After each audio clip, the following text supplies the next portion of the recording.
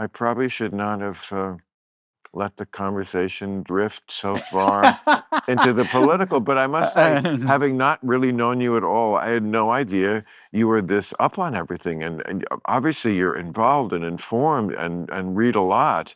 And, you know, the people who actually still read, we are becoming like monks. We are, you know, a small specific group. order. I saw in the news this week, this was frightening, like who got their information about the election from where. Yeah. It's now a fifth of the country. I freaked out when it was like Facebook. Mhm. Influencer. Yes. TikTok. A Yeah. fifth of the country. Yeah. Yes, it is. But like, you know, Jake Paul. Yeah. And the Call Me Daddy lady or whatever. That's like, wow. Yeah. I mean, Yeah. okay. And who knows? You know what? I'm not even going to judge it because Mhm.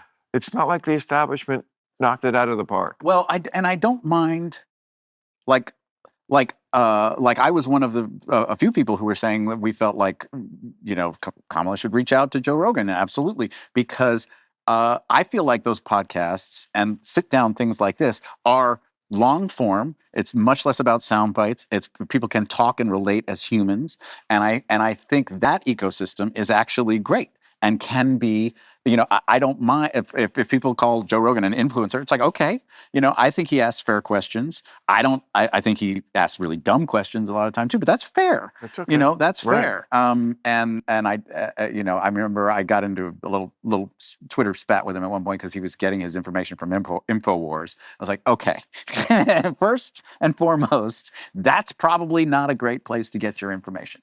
But anyway. But I do think there can be a good thing from that.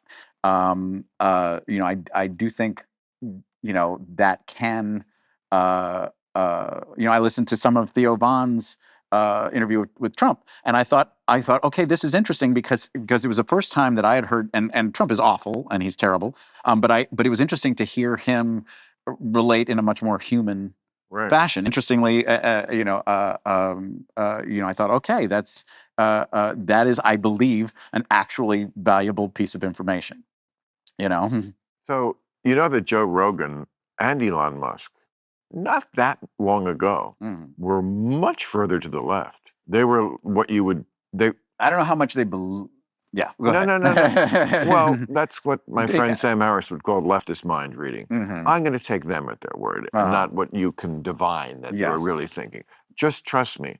Joe Rogan and Elon Musk 5 years ago, Elon Musk was a hero of the left for the electric car.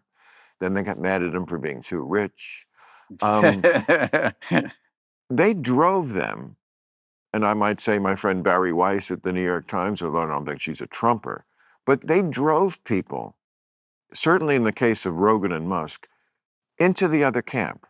Rogan, they tried to cancel once. They didn't like that he was asking questions about the vaccine. That makes you a persona non grata.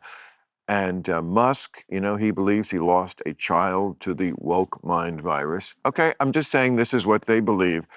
The difference between me and them is they've done the same kind of things to me, but I'm not going anywhere.